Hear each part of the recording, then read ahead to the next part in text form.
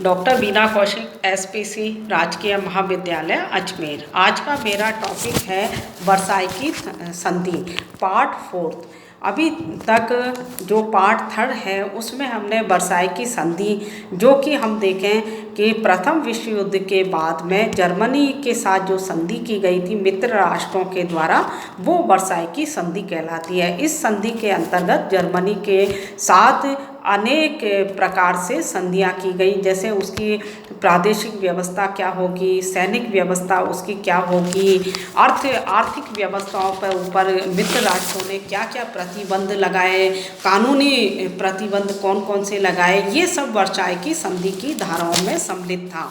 तो इसके अंतर्गत हम करेंगे 4th पार्ट में कि वर्साई की संधि के द्वारा जो मित्र राष्ट्रों ने जर्मनी के साथ जो आर्थिक व्यवस्थाएं की थी वो किस तरह से होंगी। तो वर्साई की संधि की धारा 231 में जर्मनी को समस्त नुकसान जो प्रथम विश्व युद्ध में हुआ था उसके लिए उत्तरदायी माना गया, और ये निश्चित किया गया कि युद्ध काल में जर्मनी के आक्रमणों के कारण मित्र राष्ट्रों के नागरिकों को जो जन की जो हानि हुई उसकी सारी क्षतिपूर्ति जर्मनी से वसूल की जाएगी। तो क्षतिपूर्ति और उसे वसूल करने का जो स्वरूप का जो निर्धारण करने के लिए एक आयोग का गठन किया गया। इस आयोग को अपनी रिपोर्ट 1921 तक प्रस्तुत करनी थी।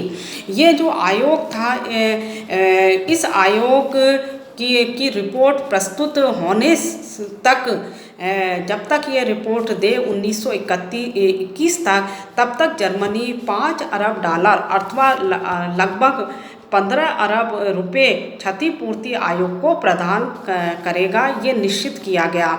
और यह राशि जो है नगद और वस्तु दोनों रूपों में चुकाई जा सकती थी।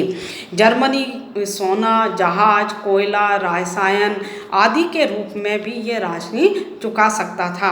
तो इस प्रकार से सबसे पहले आर्थिक व्यवस्था के अंतर्गत जर्मनी की आर्थिक प्रतिबंधों और जर्मनी से लिए जाने वाले धन वसूल करने के लिए एक आयोग का गठन किया गया।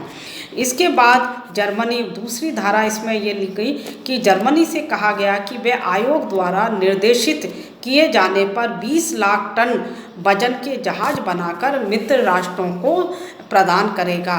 तीसरा कहा गया कि क्षतिपूर्ति के अंतर्गत जर्मनी 10 साल तक फ्रांस को 70 लाख टन कोयला, बेल्जियम को 30 लाख टन और इटली को 45 लाख टन कोयला प्रति वर्ष देगा।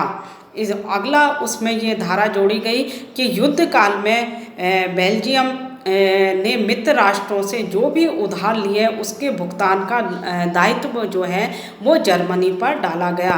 उसे इस राशि का भुगतान बेल्जियम को करना था।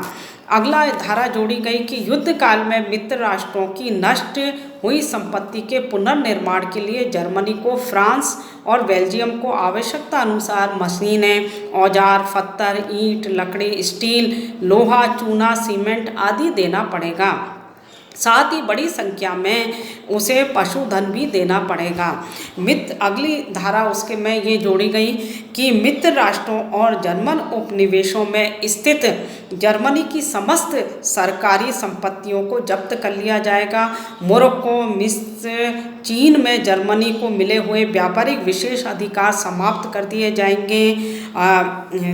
जाएंगे। इसके अतिरिक्त प्रथम महायुद्ध के दौरान जर्मनी के अधिकारी फ्रांस और बेल्जियम से जो भी कलाकृति और ऐतिहासिक स्मारक और प्रतीक चिन्ह तथा अभिलेख जो भी ले गए थे वो सब की सब चीज़ें वापस जर्मनी को, वापस उन देशों को लौटाना पड़ेगा।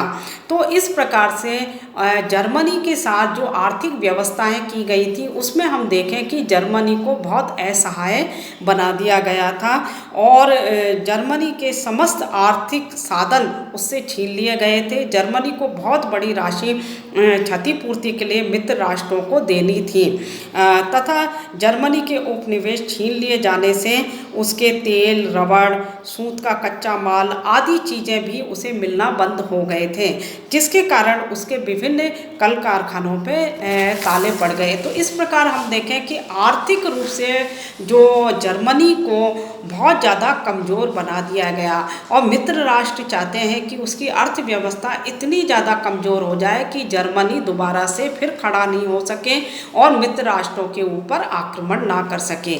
तो वर्साई की संधि से जहाँ प्रादेशिक के क्षेत्र उसके छीन लिए गए और सैनिक क्षेत्र से उसको कमज़ोर कर दिया गया, वहीं आर्थिक रूप से भी उसको पूरी तरह से निर्बल कर दिया गया।